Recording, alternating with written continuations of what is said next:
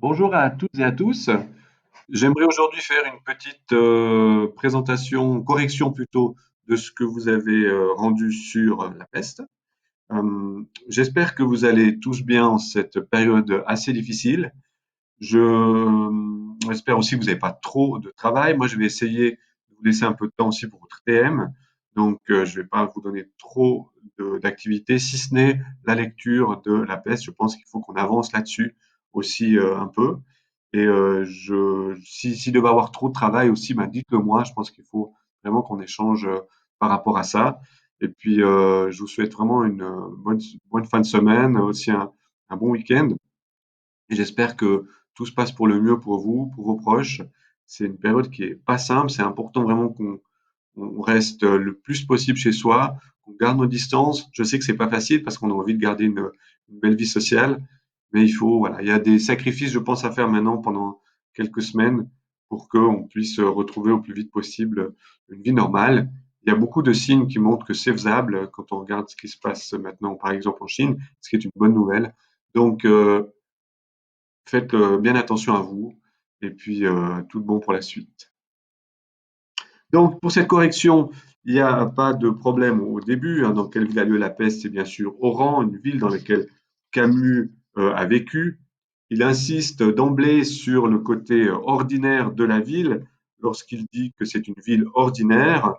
Et il dit aussi ce qu'il fallait souligner, c'est l'aspect banal de la ville et de la vie. Donc, il n'y a pas de problème là-dessus. Rambert est journaliste, effectivement. Là, c'est bon.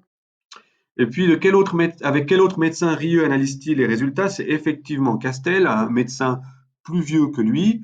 Grand, c'est un employé municipal.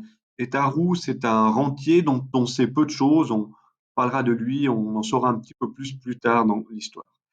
Les rats morts, c'est un mauvais signe parce que le rat peut être justement vecteur de la peste.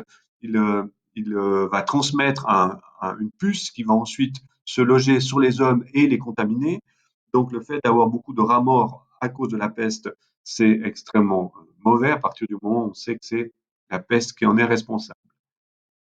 Et puis voilà, les trois dernières, là, les cinq dernières affirmations, c'est un peu plus compliqué. On ne sait pas en quelle année on se trouve parce que si vous prenez la page 8 et la deuxième ligne, on dit se sont produits en 1940 et un point. Donc on est dans les années 40, pendant ou après la guerre, on ne sait pas. On connaît l'identité du narrateur? Non, ce n'est pas le cas, on ne la connaît pas. Le narrateur ne dit pas qui il est, même s'il dit que le narrateur qu'on connaîtra toujours à temps, donc on ne sait pas pour l'instant qui c'est. Vous pouvez le savoir, mais vous pouvez aussi garder le suspense pour la fin. Et puis le narrateur semble faire partie de l'histoire puisqu'il dit et si la force des choses ne l'avait pas mêlé à tout ce qu'il prétend relater. C'est à la page 11, à la ligne 100. Donc on le voit. Et cette histoire est racontée effectivement après les événements, hein. C'est un récit rétrospectif, comme on le dit, et on a très souvent des éléments qui vont nous faire des effets d'annonce, c'est-à-dire qu'on va dire ce qu'on verra plus tard ou ce qui va se passer un peu plus tard en utilisant le futur.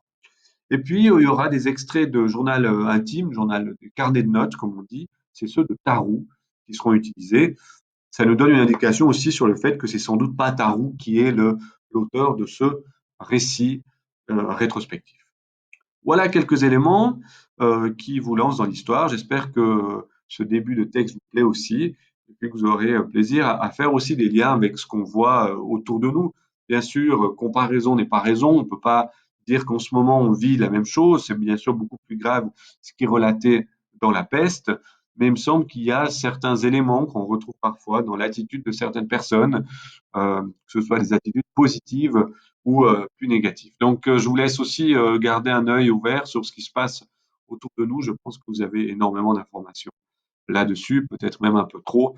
C'est comme ça. Je vous souhaite une excellente journée, un bon travail pour la suite. Je vous donne bien sûr le reste du travail sur OneNote. À bientôt. Merci.